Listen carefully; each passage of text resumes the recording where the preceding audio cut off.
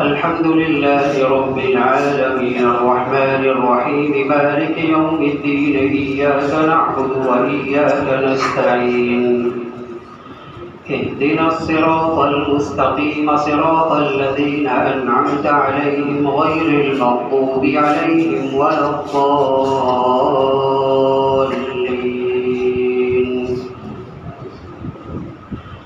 يعتذرون إليكم إذا رجعتم إليهم قل لا تعتذروا لن نؤمن لكم قد نبأنا الله من أخباركم وسيرى الله عملكم ورسوله ثم تردون إلى عالم الغيب والشهادة فينبئكم بما كنتم تعملون. سيحلفون بالله لكم إذا انقلبتم إليهم لتعرضوا عنهم فأعرضوا عنهم إنهم رجس ومأواهم جهنم جزاء بما كانوا يكسبون. يحلفون لكم لترضوا عنهم فإن ترضوا عنهم فإن الله لا يرضى عن القوم الفاسقين. الأعراب أشد كفرا ونفاقا وأجدر ألا يعلموا حدود ما أنزل الله على رسوله والله عليم حكيم. ومن الأعراب من يتخذ ما ينفق مغرما ويتربص بكم الدوائر عليهم دائرة السوء والله سميع عليم. ومن الأعراب من يؤمن بالله واليوم الآخر ويتخذ ما ينفق قربات عند الله وصلوات الرسول ألا إنها قربة لهم سيدخلهم الله في رحمته إن الله غفور رحيم. والسابقون الأولون من المهاجرين والأنصار والذين اتبعوهم بإحسان رضي الله عنهم ورضوا عنه وأعد لهم جنات تجري تحتها الأنهار خالدين فيها أبدا ذلك الفوز العظيم. وممن حولكم من الأعراب منافقون ومن أهل المدينة مردوا على النفاق لا تعلمهم نحن نعلمهم سنعذبهم مرتين ثم يردون إلى عذاب عظيم. وآخرون اعترفوا بذنوبهم خلقوا عملا صالحا وآخر سيئا عسى الله أن يتوب عليهم إن الله غفور رحيم. خذ من أموالهم صدقة تطهرهم وتزكيهم بها وصل عليهم إن صلاتك سكن لهم والله سميع عليم. ألم يعلموا أن الله هو يقبل التوبة عن عباده ويأخذ الصدقات وأن الله هو التواب الرحيم. وقل اعملوا فسيرى الله عملكم ورسوله والمؤمنون وستردون إلى عالم الغيب والشهادة فينبئكم بما كنتم تعملون. وآخرون مرجون لأمر الله إما يعذبهم وإما يتوب عليهم والله عليم حكيم. والذين اتخذوا مسجدا ضرارا وكفرا وتفريقا بين المؤمنين وإرصادا لمن حارب الله ورسوله من قبل وليحلفن إن أردنا إلا الحسنى والله يشهد إنهم لكاذبون. لا تقم فيه أبدا لمسجد أسس على التقوى من أول يوم أحق أن تقوم فيه رجال يحبون أن يتطهروا والله يحب المطهرين. أفمن أسس بنيانه على تقوى من الله ورضوان خير أم من أسس بنيانه على شفا جرف هار فانهار به في نار جهنم والله لا يهدي القوم الظالمين. لا يزال بنيانهم الذي بنوا ريبة في قلوبهم إلا أن تقطع قلوبهم والله عليم حكيم. إن الله اشترى من المؤمنين أنفسهم وأموالهم بأن لهم الجنة يقاتلون في سبيل الله فيقتلون ويقتلون وعدا عليه حقا في التوراة والإنجيل والقرآن ومن أوفى بعهده من الله فاستبشروا ببيعكم الذي بايعتم به وذلك هو الفوز العظيم. التائبون العابدون الحامدون السائحون الراكعون الساجدون الآمرون بالمعروف والناهون عن المنكر والناهون عن المنكر والحافظون لحدود الله وبشر المؤمنين. ما كان للنبي والذين آمنوا أن يستغفروا للمشركين ولو كانوا أولي قربى من بعد ما تبين لهم أنهم أصحاب الجحيم. وما كان استغفار إبراهيم لأبيه إلا عن موعدة وعدها إياه فلما تبين له أنه عدو لله تبرأ منه إن إبراهيم لأواه حليم. وما كان الله ليضل قوما بعد إذ هداهم حتى يبين لهم ما يتقون إن الله بكل شيء عليم. إن الله له ملك السماوات والأرض يحيي ويميت وما لكم من دون الله من ولي ولا نصير. لقد تاب الله على النبي والمهاجرين والأنصار الذين اتبعوه في ساعة العسرة من بعد ما كاد يزيغ قلوب فريق منهم ثم تاب عليهم إنه بهم رءوف رحيم. وعلى الثلاثة الذين خلفوا حتى إذا ضاقت عليهم الأرض بما رحبت وضاقت عليهم أنفسهم وظنوا أن لا ملجأ من الله إلا إليه ثم تاب عليهم ليتوبوا إن الله هو التواب الرحيم. يا أيها الذين آمنوا اتقوا الله وكونوا مع الصادقين. ما كان لأهل المدينة ومن حولهم من الأعراب أن يتخلفوا عن رسول الله ولا يرغبوا بأنفسهم عن نفسه ذلك بأنهم لا يصيبهم ظمأ ولا نصب ولا مخمصة في سبيل الله ولا يطؤون موطئا يغيظ الكفار ولا ينالون من عدو نيلا إلا كتب لهم به عمل صالح إن الله لا يضيع أجر المحسنين. ولا ينفقون نفقة صغيرة ولا كبيرة ولا يقطعون واديا إلا كتب لهم ليجزيهم الله أحسن ما كانوا يعملون. وما كان المؤمنون لينفروا كافة فلولا نفر من كل فرقة منهم طائفة ليتفقهوا في الدين ولينذروا قومهم إذا رجعوا إليهم لعلهم يحذرون. يا أيها الذين آمنوا قاتلوا الذين يلونكم من الكفار وليجدوا فيكم غلظة واعلموا أن الله مع المتقين. وإذا ما أنزلت سورة فمنهم من يقول أيكم زادته هذه إيمانا فأما الذين آمنوا فزادتهم إيمانا وهم يستبشرون وأما الذين في قلوبهم مرض فزادتهم رجسا إلى رجسهم وماتوا وهم كافرون.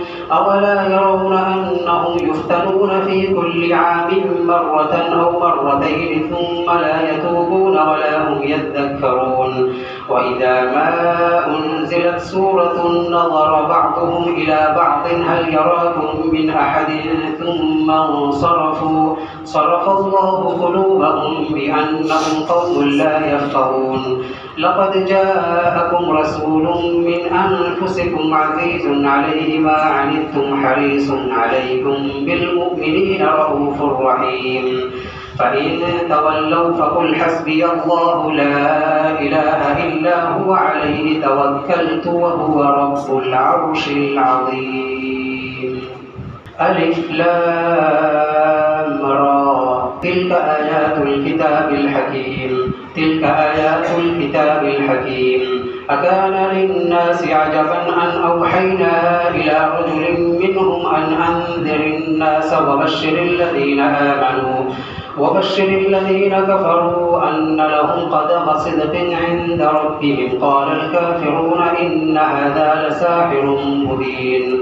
ألف لام را تلك آيات الكتاب الحكيم. أكان للناس عجبا أن أوحينا إلى رجل منهم أن أنذر الناس وبشر الذين آمنوا أن لهم قدم صدق عند ربهم قال الكافرون إن هذا لساحر مبين.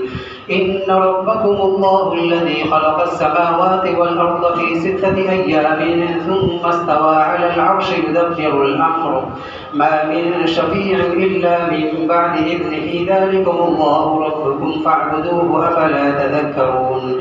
إليه مرجعكم جميعا وعد الله حقا إنه يبدأ الخلق ثم يعيده ليجزي الذين آمنوا وعملوا الصالحات بالقسط والذين كفروا لهم شراب من حميم وعذاب أليم بما كانوا يكفرون. هو الذي جعل الشمس ضياء والقمر نورا وقدره منازل لتعلموا عدد السنين والحساب ما خلق الله ذلك إلا بالحق يفصل الآيات لقوم يعلمون. إن في اختلاف الليل والنهار وما خلق الله في السماوات والأرض لآيات لقوم يتقون. إن الذين لا يرجون لقاءنا ورضوا بالحياة الدنيا واطمأنوا بها والذين هم عن آياتنا غافلون أولئك مأواهم النار بما كانوا يكسبون. إن الذين آمنوا وعملوا الصالحات يهديهم ربهم بإيمانهم تجري من تحتهم الأنهار في جنات النعيم دعواهم فيها سبحانك اللهم وتحيتهم فيها سلام وآخر دعواهم أن الحمد لله رب العالمين. ولو يعجل الله للناس الشر استعجالهم بالخير لقضي إليهم أجلهم فنذر الذين لا يرجون لقاءنا في طغيانهم يعمهون. وإذا مس الإنسان الضر دعانا لجنبه أو قاعدا أو قائما فلما كشفنا عنه ضره مر كأن لم يدعنا إلى ضر مسه كذلك زين للمسرفين ما كانوا يعملون. ولقد أهلكنا القرون من قبلكم لما ظلموا وجاءتهم رسلهم بالبينات وما كانوا ليؤمنوا كذلك نجزي القوم المجرمين.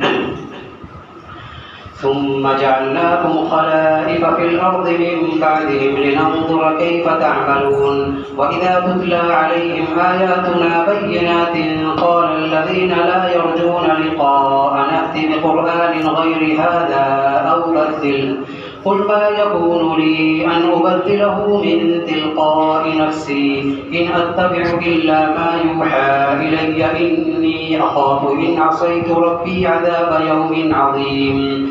قل لو شاء الله ما تلوته عليكم ولا أدراكم به فقد لبثت فيكم عمرا من قبله أفلا تعقلون. فمن أظلم ممن افترى على الله كذبا أو كذب بآياته إنه لا يفلح المجرمون. ويعبدون من دون الله ما لا يضرهم ولا ينفعهم ويقولون هؤلاء شفعاؤنا عند الله قل أتنبئون الله بما لا يعلم في السماوات ولا في الأرض سبحانه وتعالى عما يشركون. وما كان الناس إلا أمة واحدة فاختلفوا ولولا كلمة سبقت من ربك لقضي بينهم فيما فيه يختلفون. ويقولون لولا أنزل عليه آية من ربه فقل إنما الغيب لله فانتظروا إني معكم من المنتظرين. وإذا أذقنا الناس رحمة من بعد ضراء مستهم إذا لهم مكر في آياتنا قل الله أسرع مكرا إن رسلنا يكتبون ما تمكرون هو الذي يسيركم في البر والبحر حتى إذا كنتم في الفلك وجرين بهم بريح طيبة وفرحوا بها جاءتها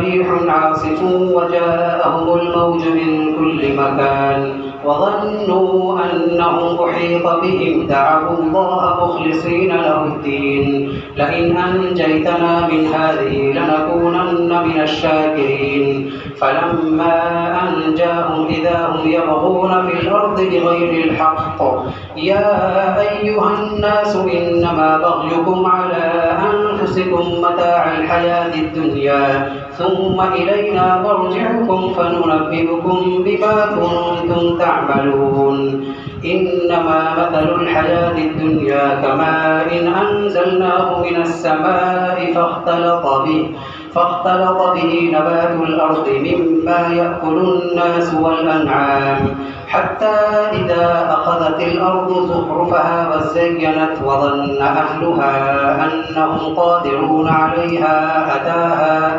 أتاها أمرنا ليلا أو نهارا فجعلناها حصيدا كأن لم تغن بالأمس كذلك نفصل الآيات لقوم يتفكرون والله يدعو إلى دار السلام ويهدي من يشاء إلى صراط مستقيم للذين أحسنوا الحسنى وزيادة ولا يرهق وجوههم قتر ولا ذلة أولئك أصحاب الجنة هم فيها خالدون والذين كسبوا السيئات جزاء سيئة بمثلها وترهقهم ذلة ما لهم من الله من عاصم كأنما أغشيت وجوههم قطعا من الليل مظلما أولئك أصحاب النار هم فيها خالدون ويوم نحشرهم جميعا ثم نقول للذين أشركوا مكانكم أنتم وشركاؤكم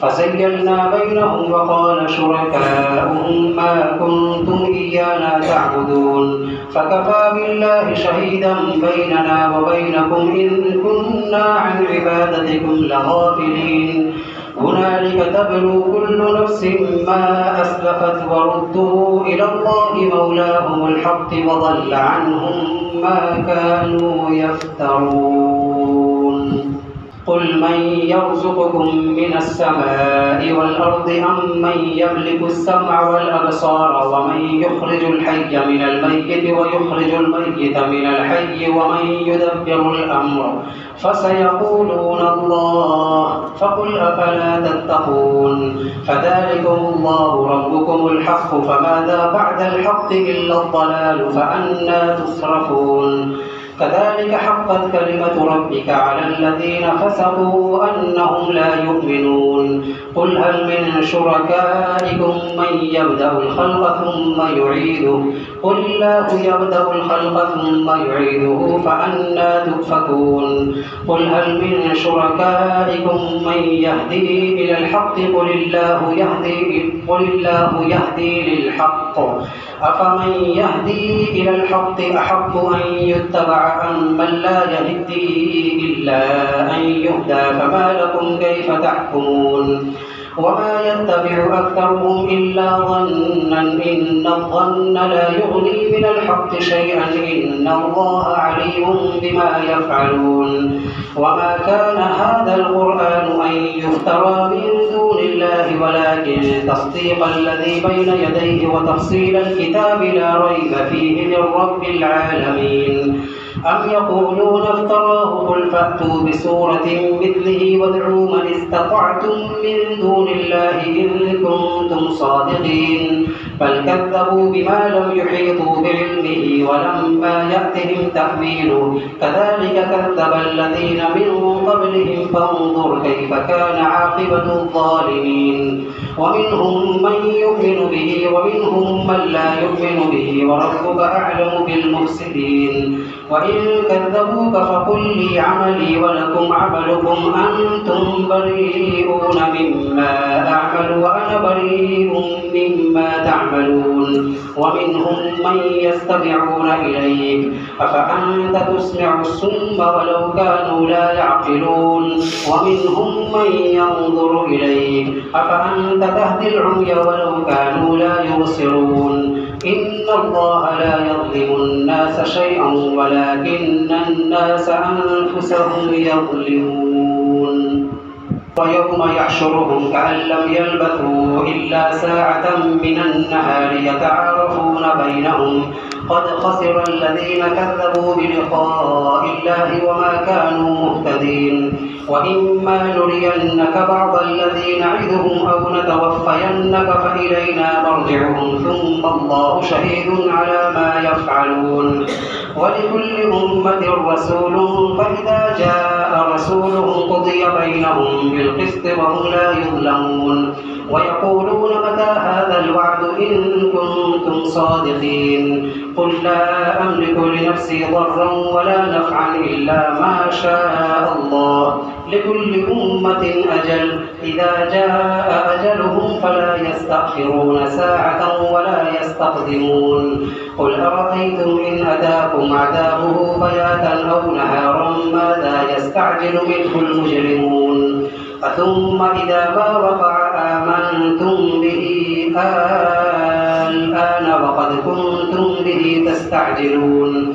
ثم قيل للذين ظلموا ذوقوا عذاب الخلد هل تجزون إلا بما كنتم تكسبون ويستنبئونك أحق هو قل إي وربي إنه لحق وما أنتم بمعجزين ولو أن لكل نفس ظلمت ما في الأرض لافتدت به وأسروا الندامة لما رأوا العذاب وقضي بينهم بالقسط وهم لا يظلمون ألا إن لله ما في السماوات والأرض ألا إن وعد الله حق ولكن أكثرهم لا يعلمون هو يحيي ويميت وإليه ترجعون يا أيها الناس قد جاءتكم موعظة من ربكم وشفاء لما في الصدور وهدى ورحمة للمؤمنين قل بفضل الله وبرحمته فبذلك فليفرحوا هو خير مما يجمعون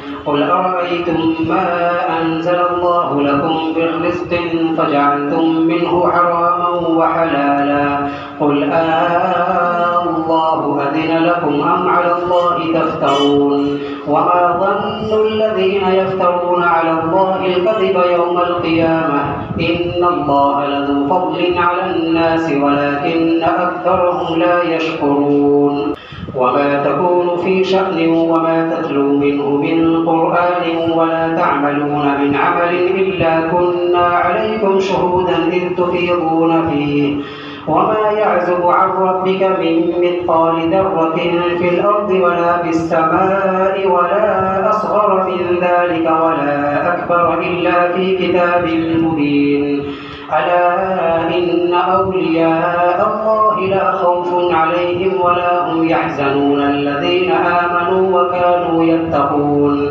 لهم البشرى في الحياة الدنيا وفي الآخرة لا تبديل لكلمات الله ذلك هو الفوز العظيم ولا يحزنك قولهم إن العزة لله جميعا هو السميع العليم ألا إن لله من في السماوات ومن في الأرض وما يتبع الذين يدعون من دون الله شركاء إن يتبعون إلا الظن وإن هم إلا يخرصون هو الذي جعل لكم الليل لتسكنوا فيه والنهار مبصرا إن في ذلك لآيات لقوم يسمعون قالوا اتخذ الله ولدا سبحانه هو الغني له ما في السماوات وما في الأرض إن عندكم من سلطان بهذا أتقولون على الله ما لا تعلمون قل إن الذين يفترون على الله الكذب لا يفلحون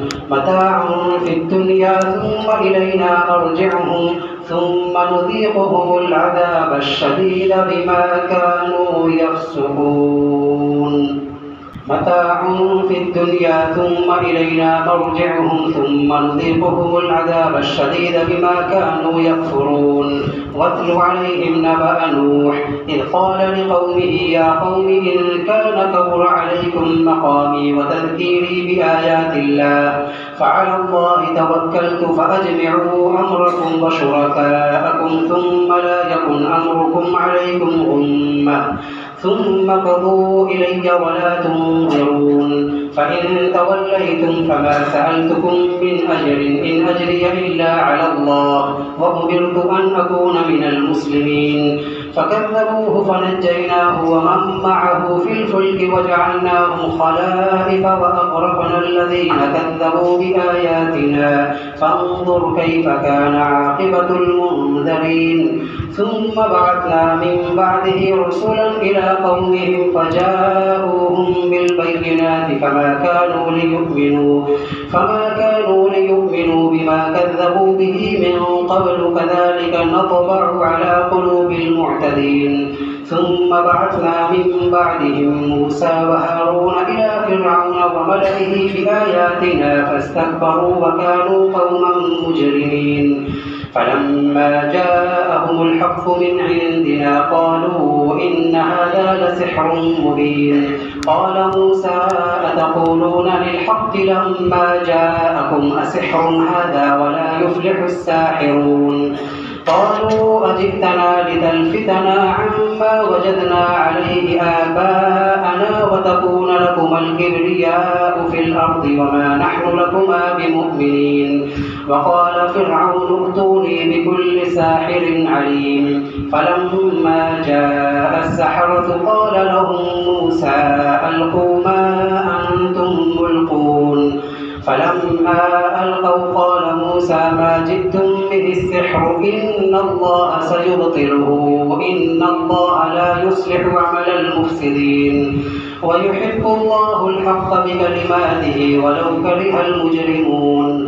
فما آمن لموسى إلا ذرية من قومه على خوف من فرعون وملئهم أن يفتنهم وإن فرعون لعال في الأرض وإنه لمن المسرفين. وقال موسى يا قوم إن كنتم آمنتم بالله فعليه توكلوا إن كنتم مسلمين. فقالوا على الله توكلنا ربنا لا تجعلنا فتنة للقوم الظالمين ونجنا برحمتك من القوم الكافرين. وأوحينا إلى موسى وأخيه أن تبوأ لقومكما بمصر بيوتا واجعلوا بيوتكم قبلة وأقيموا الصلاة وبشر المؤمنين. وقال موسى ربنا إنك آتيت فرعون وملأه زينة وأموالا في الحياة الدنيا ربنا ليضلوا عن سبيلك ربنا اطمس على أموالهم واشدد على قلوبهم فلا يؤمنوا حتى يروا العذاب الأليم. قال قد أجيبت دعوتكما فاستقيما ولا تتبعان سبيل الذين لا يعلمون. وجاوزنا ببني إسرائيل البحر فأتبعهم فرعون وجنوده بغيا وعدوا حتى إذا أدركه الغرق قال آمنت أنه لا إله إلا الذي آمنت به بنو إسرائيل وأنا من المسلمين. الآن وقد عصيت قبل وكنت من المفسدين فاليوم ننجيك ببدنك لتكون لمن خلفك آية وإن كثيرا من الناس عن آياتنا لغافلون. قد بوأنا بني إسرائيل مبوأ صدق ورزقناهم من الطيبات فما اختلفوا حتى جاءهم العلم إن ربك يقضي بينهم يوم القيامة فيما كانوا فيه يختلفون. فإن كنت في شك مما أنزلنا إليك فاسأل الذين يقرؤون الكتاب من قبلك لقد جاءك الحق من ربك فاسأل الذين يقرؤون الكتاب من قبل لقد جاءك الحق من ربك فلا تكونن من الممترين. ولا تكونن من الذين كذبوا بآيات الله فتكون من الخاسرين. إن الذين حقت عليهم كلمة ربك لا يؤمنون ولو جاءتهم كل آية حتى يروا العذاب الأليم. فلولا كانت قرية آمنت فنفعها إيمانها إلا قوم يونس لما آمنوا كشفنا عنهم عذاب الخزي في الحياة الدنيا ومتعناهم إلى حين. ولو شاء ربك لآمن من في الأرض كلهم جميعا أفأنت تكره الناس حتى يكونوا مؤمنين. وما كان لنفس أن تؤمن إلا بإذن الله ويجعل الرجس على الذين لا يعقلون. قل انظروا ماذا في السماوات والأرض وما تغني الآيات والنذر عن قوم لا يؤمنون. فهل ينتظرون إلا مثل أيام الذين خلوا من قبلهم قل فانتظروا إني معكم من المنتظرين ثم ننجي رسلنا والذين آمنوا كذلك حقا علينا ننجي المؤمنين. قل يا أيها الناس إن كنتم في شك من ديني فلا أعبد الذين تعبدون من دون الله ولكن أعبد الله الذي يتوفاكم وأمرت أن أكون من المؤمنين وأن أقم وجهك للدين حنيفا ولا تكونن من المشركين. ولا تدع من دون الله ما لا ينفعك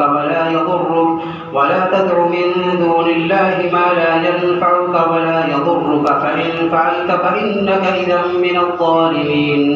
وإن يمسسك الله بضر فلا كاشف له إلا هو وإن يردك بخير فلا راد لفضله يصيب به من يشاء من عباده وهو الغفور الرحيم. قل يا أيها الناس قد جاءكم الحق من ربكم فمن اهتدى فإنما يهتدي لنفسه ومن ضل فإنما يضل عليها وما أنا عليكم بوكيل. واتبع ما يوحى إليك واصبر حتى يحكم الله وهو خير الحاكمين. ألف لام را كتاب أحكمت آياته ثم فصلت من لدن حكيم خبير ألا تعبدوا إلا الله إنني لكم منه نذير وبشير. وأن استغفروا ربكم ثم توبوا إليه يمتعكم متاعا حسنا إلى أجل مسمى ويؤت كل ذي فضل فضله وإن تولوا فإني أخاف عليكم عذاب يوم كبير. إلى الله مرجعكم وهو على كل شيء قدير. ألا إنهم يثنون صدورهم ليستخفوا منه ألا حين يستغشون ثيابهم يعلم ما يسرون وما يعلنون إنه عليم بذات الصدور. وما من دابة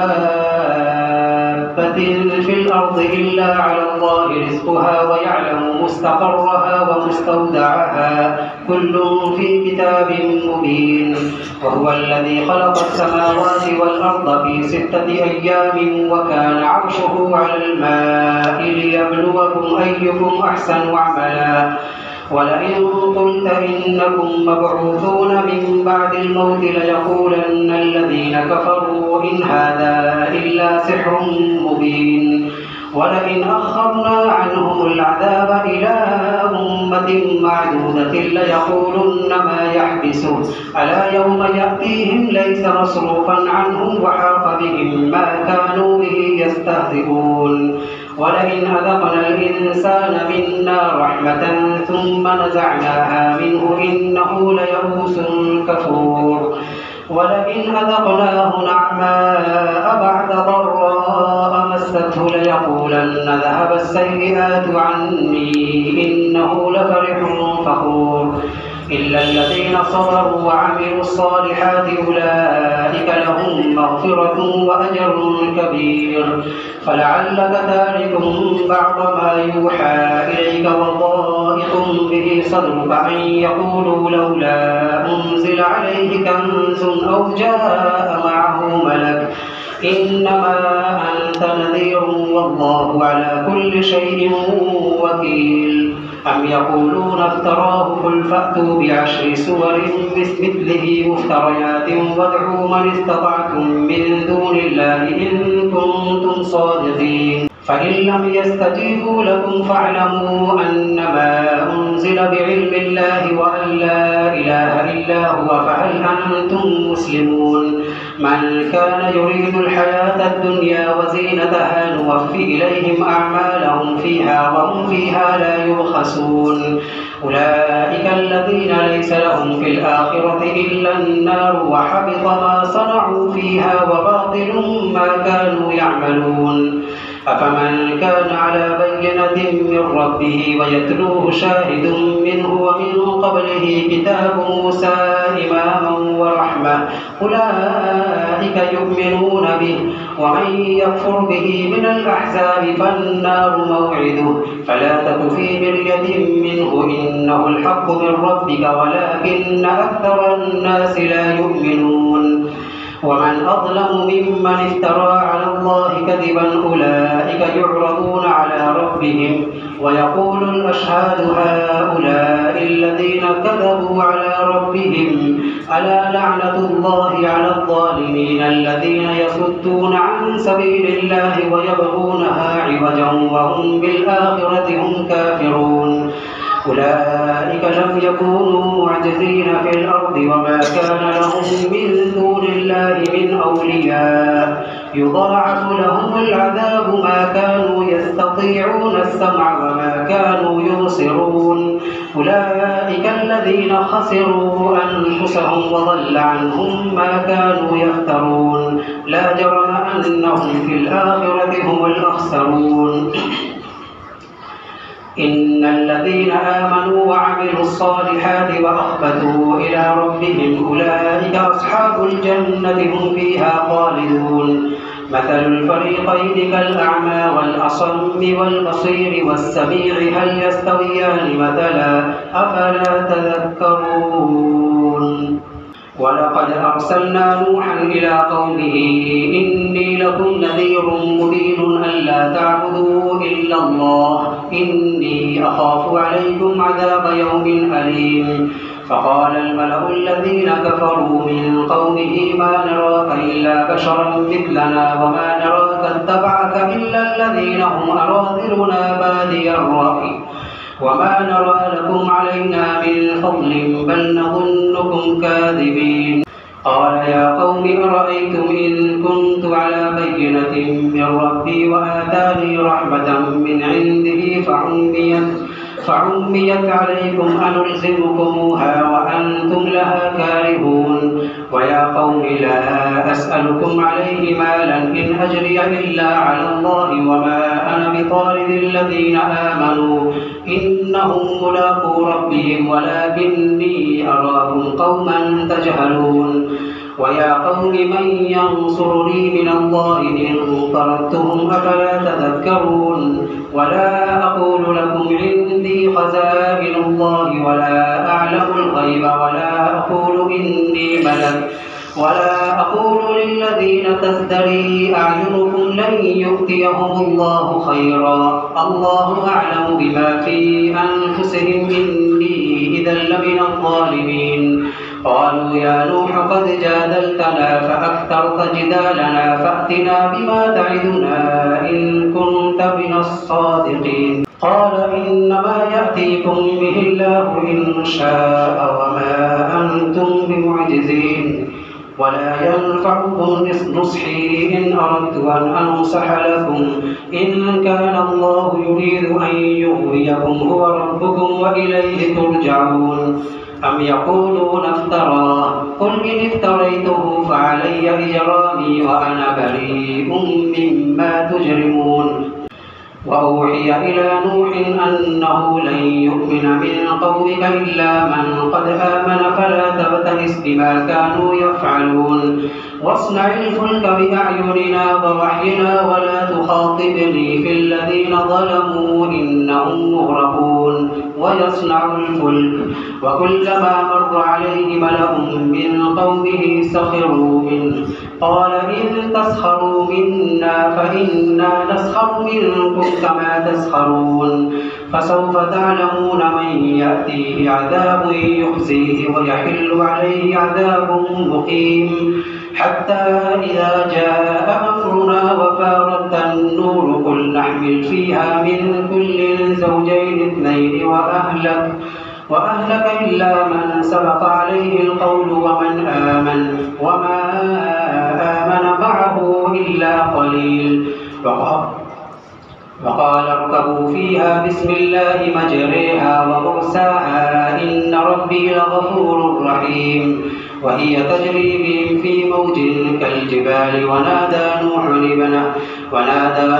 ابنه وكان في معزل يا بني اركب معنا ولا تكن مع الكافرين قال سآوي إلى جبل يعصمني من الماء قال لا عاصم اليوم من أمر الله إلا من رحم وحال بينهما الموج فكان من المغرقين وقيل يا أرض ابلعي ماءك ويا سماء أقلعي وغيض الماء وقضي الأمر واستوت على الجود وقيل بعدا للقوم الظالمين ونادى نوح ربه فقال رب إن ابني من أهلي وإن وعدك الحق وأنت أحكم الحاكمين قال يا نوح إنه ليس من أهلك إنه عمل غير صالح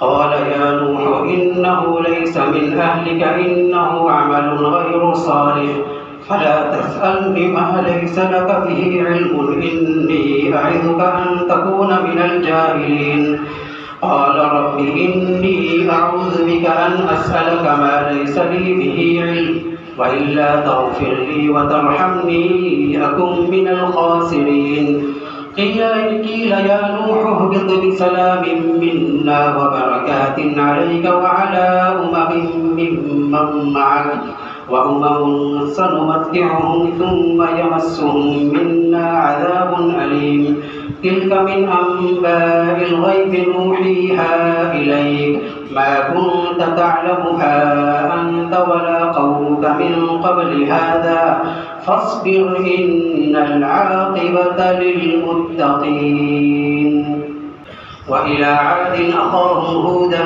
قال يا قوم اعبدوا الله ما لكم من إله غيره إن أنتم إلا مفترون يا قوم لا أسألكم عليه أجرا إن أجري إلا على الذي فطرني أفلا تعقلون ويا قوم استغفروا ربكم ثم توبوا إليه يرسل السماء عليكم مدرارا ويزدكم قوة إلى قوتكم ولا تتولوا مجرمين قالوا يا هود ما جئتنا ببينة وما نحن بتاركي آلهتنا عن قولك وما نحن لك بمؤمنين إن نقول إلا اعتراك بعض آلهتنا بسوء قال إني أشهد الله واشهدوا أني بريء مما تشركون من دونه فكيدوني جميعا ثم لا تنظرون إني توكلت على الله ربي وربكم ما من دابة إلا هو آخذ بناصيتها إن ربي على كل شيء حفيظ ولما جاء أمرنا نجينا هودا والذين آمنوا معه برحمة منا ونجيناهم من عذاب غليظ وتلك عاد جحدوا بآيات ربهم وعصوا رسله واتبعوا أمر كل جبار عنيد وأتبعوا في هذه الدنيا لعنة ويوم القيامة ألا إن عادا كفروا ربهم فلا بعدا لعاد قوم هود وإلى ثمود أخاهم صالحا قال يا قوم اعبدوا الله ما لكم من إله غيره هو أنشأكم من الأرض واستعمركم فيها فاستغفروه ثم توبوا إليه إن ربي قريب مجيب قالوا يا صالح قد كنت فينا مرجوا قبل هذا أتنهانا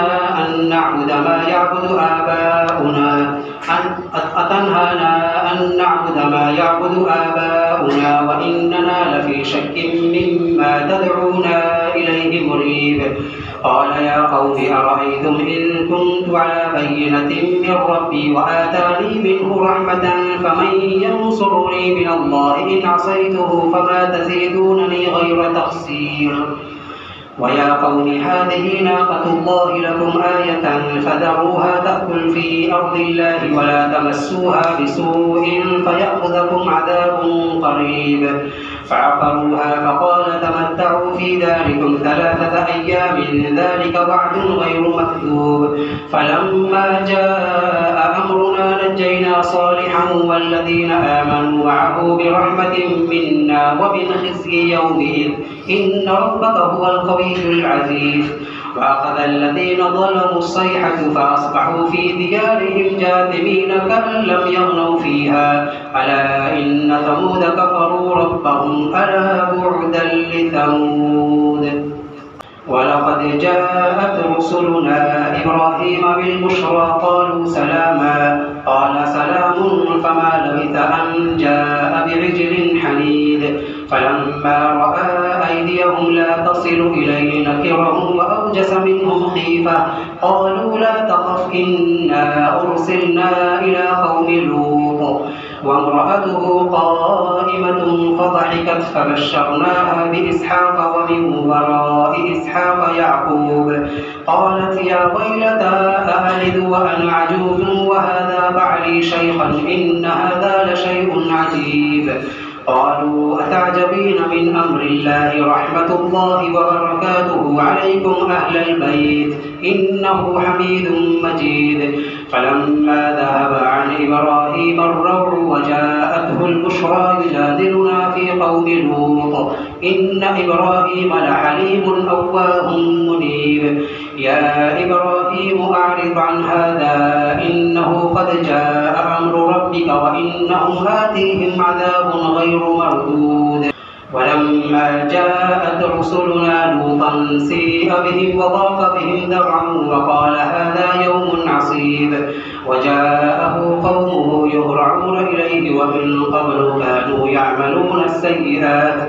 قال يا قوم هؤلاء بناتي هن أطهر لكم فاتقوا الله ولا تخزون في ضيفي أليس منكم رجل رشيد. قالوا لقد علمت ما لنا في بناتك من حق وإنك لتعلم ما نريد. قال لو أن لي بكم قوة أو آوي إلى ركن شديد. قالوا يا لوط إنا رسل ربك لن يصلوا إليك فأسر بأهلك بقطع من الليل ولا يلتفت منكم أحد إلا امرأتك إنه مصيبها ما أصابهم إن موعدهم الصبح أليس الصبح بقريب. فلما جاء أمرنا جعلنا عاليها سافلها وأمطرنا عليها حجارة من سجيل منضود مسومة عند ربك وما هي من الظالمين ببعيد. وإلى مدين أخاهم شعيبا قال يا قوم اعبدوا الله ما لكم من إله غيره ولا تنقصوا المكيال والميزان إني أراكم بخير وإني أخاف عليكم عذاب يوم محيط. ويا قوم أوفوا المكيال والميزان بالقسط ولا تبخسوا الناس أشياءهم ولا تعثوا في الأرض مفسدين. بقية الله خير لكم إن كنتم مؤمنين وما أنا عليكم بحفيظ. قالوا يا شعيب أصلاتك تأمرك أن نترك ما يعبد آباؤنا أو أن نفعل في أموالنا ما نشاء إنك لأنت الحليم الرشيد. قال يا قوم أرأيتم إن كنت على بينة من ربي ورزقني منه رزقا حسنا وما أريد أن أخالفكم إلى ما أنهاكم عنه إن أريد إلا الإصلاح ما استطعت وما توفيقي إلا بالله عليه توكلت وإليه أنيب. ويا قوم لا يجرمنكم شقاقي أن يصيبكم مثل ما أصاب قوم نوح أو قوم هود أو قوم صالح وما قوم لوط منكم ببعيد. واستغفروا ربكم ثم توبوا إليه إن ربي رحيم ودود. قالوا يا شعيب ما نفقه كثيرا مما تقول وإنا لنراك فينا ضعيفا. قالوا يا شعيب ما نفقه كثيرا مما تقول وإنا لنراك فينا ضعيفا ولولا رهطك لرجمناك وما أنت علينا بعزيز. قال يا قوم أرهطي أعز عليكم من الله واتخذتموه وراءكم ظهريا إن ربي بما تعملون محيط.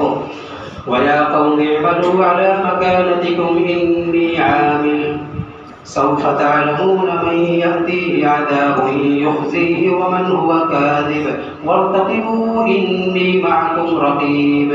ولما جاء أمرنا نجينا شعيبا والذين آمنوا معه برحمة منا وأخذت الذين ظلموا الصيحة فأصبحوا في ديارهم جاثمين كأن لم يغنوا فيها ألا بعدا لمدين كما بعدت ثمود. ولقد أرسلنا موسى بآياتنا وسلطان مبين إلى فرعون وملئه فاتبعوا أمر فرعون وما أمر فرعون برشيد يقدم قومه يوم القيامة فأوردهم النار وبئس الورد المورود.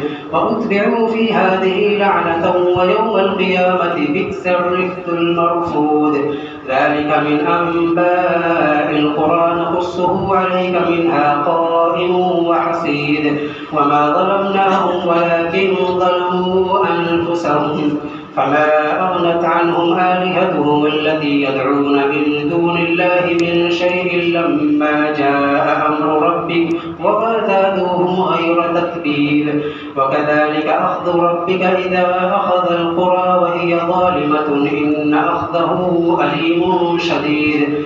إن في ذلك لآية لمن خاف عذاب الآخرة ذلك يوم مجموع له الناس وذلك يوم مشهود. وما نؤخره إلا لأجل معدود. يوم يأتي لا تكلم نفس إلا بإذنه فمنهم شقي وسعيد. فأما الذين شقوا ففي النار لهم فيها زفير وشهيق خالدين فيها ما دامت السماوات والأرض إلا ما شاء ربك إن ربك فعال لما يريد. وأما الذين سعدوا ففي الجنة خالدين فيها ما دامت السماوات والأرض إلا ما شاء ربك عطاء غير مجدود. فلا تك في مرية مما يعبد هؤلاء ما يعبدون إلا كما يعبد آباؤهم من قبل وإنا لموفوهم نصيبهم غير منقوص. ولقد آتينا موسى الكتاب فاختلف فيه ولولا كلمة سبقت من ربك لقضي بينهم وإنهم لفي شك منه مريب. وإن كلا لما ليوفينهم ربك أعمالهم إنه بما يعملون خبير. فاستقم كما أمرت ومن تاب معك ولا تطغوا إنه بما تعملون بصير.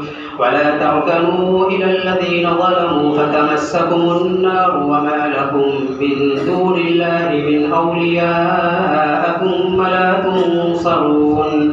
وأقم الصلاة طرفي النهار وزلفا من الليل إن الحسنات يذهبن السيئات ذلك ذكرى للذاكرين. واصبر فإن الله لا يضيع أجر المحسنين.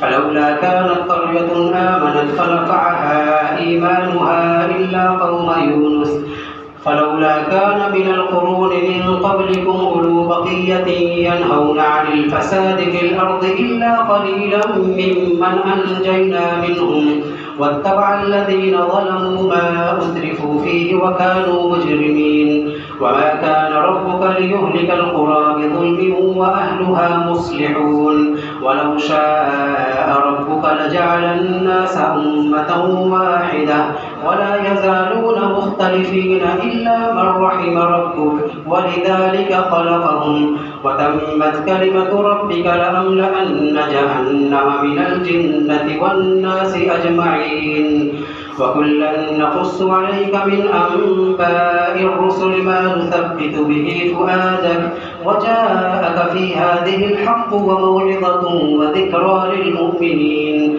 وقل للذين لا يؤمنون اعملوا على مكانتكم إنا عاملون وانتظروا إنا منتظرون ولله غيب السماوات والأرض وإليه يرجع الأمر كله فاعبده وتوكل عليه وما ربك بغافل عما تعملون ألف لام را تلك آيات الكتاب المبين إنا أنزلناه قرآنا عربيا لعلكم تعقلون نحن نقص عليك أحسن القصص بما أوحينا إليك هذا القرآن وإن كنت من قبله لمن الغافلين إذ قال يوسف لأبيه يا أبت إني رأيت 11 كوكبا والشمس والقمر رأيتهم لي ساجدين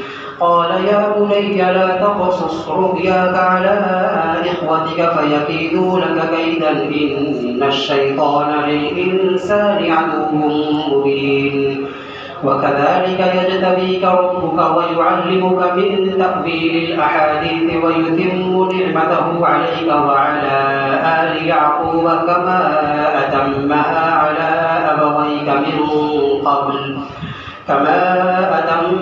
على أبويك من قبل إبراهيم وإسحاق إن ربك عليم حكيم لقد كان في يوسف وإخوته آيات للسائلين إذ قالوا ليوسف وأخوه أحب إلى أبينا منا ونحن عصبة إن أبانا لفي ضلال مبين اقتلوا يوسف أو اطرحوه أرضا يخل لكم وجه أبيكم وتكونوا من بعده قوما صالحين قال قائل منهم لا تقتلوا يوسف وألقوه في غيابة الجب يلتقطه بعض السيارة إن كنتم فاعلين قالوا يا أبانا ما لك لا تأمنا على يوسف وإنا له لناصحون أرسله معنا غدا يرتع ويلعب وإنا له لحافظون قال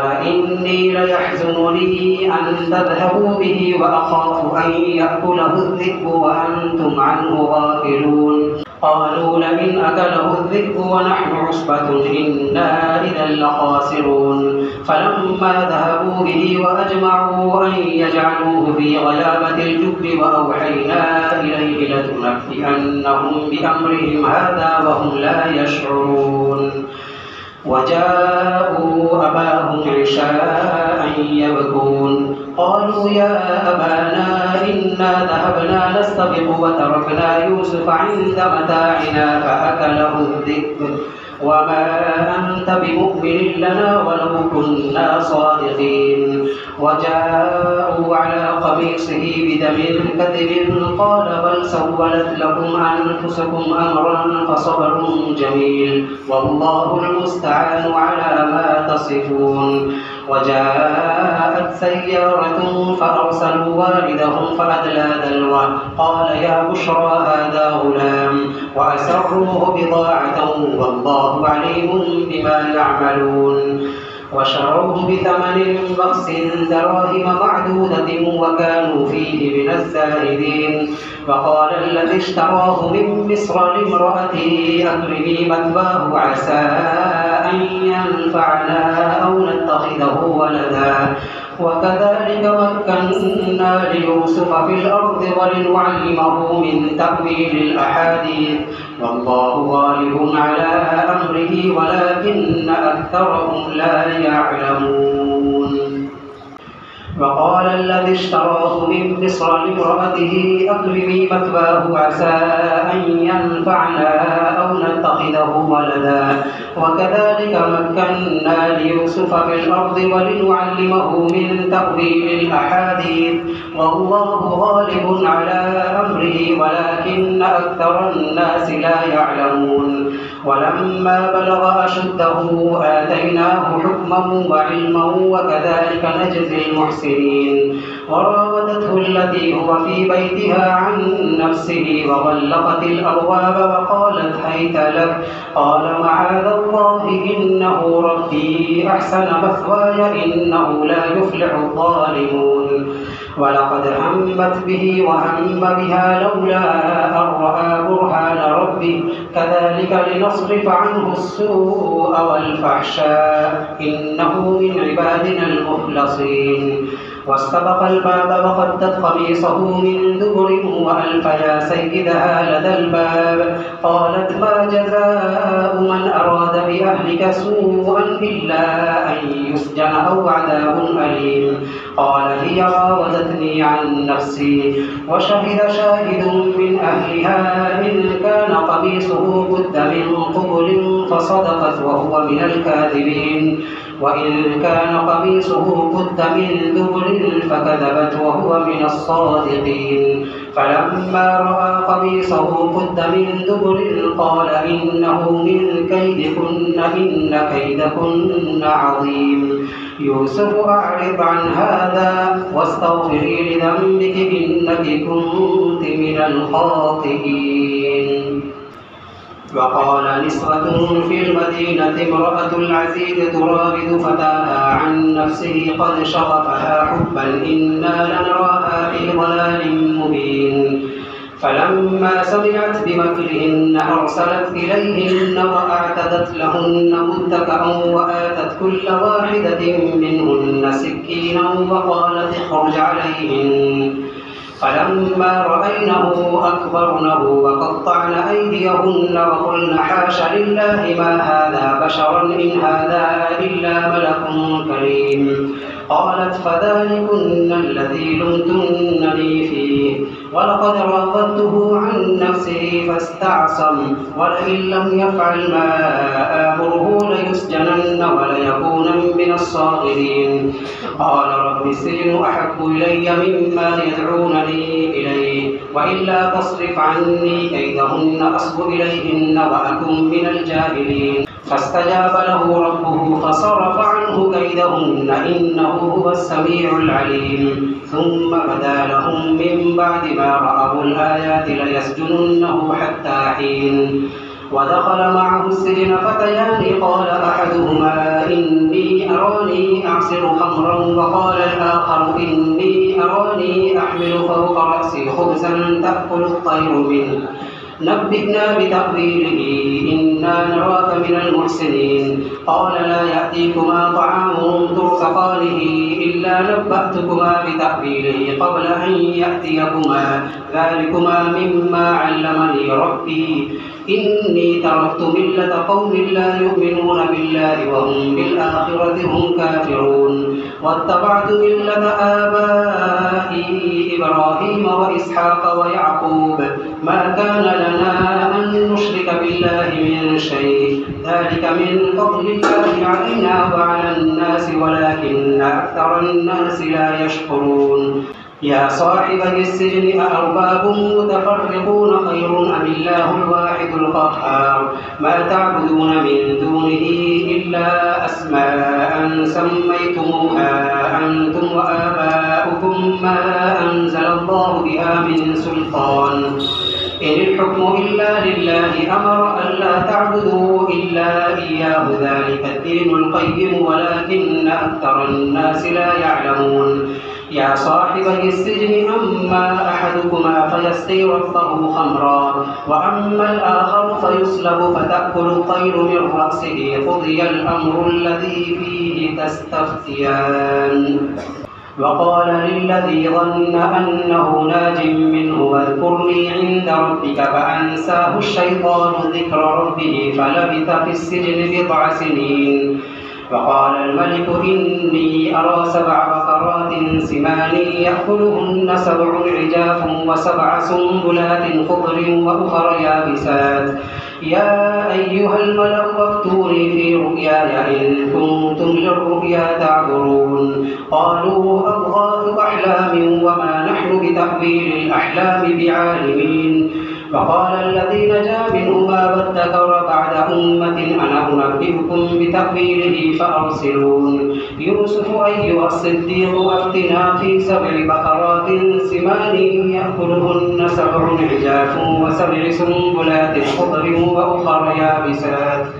وأخر يابسات لعلي أرجع إلى الناس لعلهم يعلمون قال تزرعون 7 سنين دأبا فما حصدتم فذروه في سنبله إلا قليلا مما تأكلون ثم يأتي من بعد ذلك 7 شداد يأكلن ما قدمتم لهن إلا قليلا مما تحسنون ثم يأتي من بعد ذلك عام فيه يغاث الناس وفيه يعصرون وقال الملك ائتوني به فلما جاءه الرسول قال ارجع إلى ربك فاسأله ما بال النسوة اللاتي قطعن أيديهن إن ربي بكيدهن عليم قال ما خطبكن إذ راودتن يوسف عن نفسه قلن حاش لله ما علمنا عليه من سوء قالت امرأة العزيز الآن حصحص الحق أنا راودته عن نفسه وإنه لمن الصادقين ذلك ليعلم أني لم أخنه بالغيب وأن الله لا يهدي كيد الخائنين.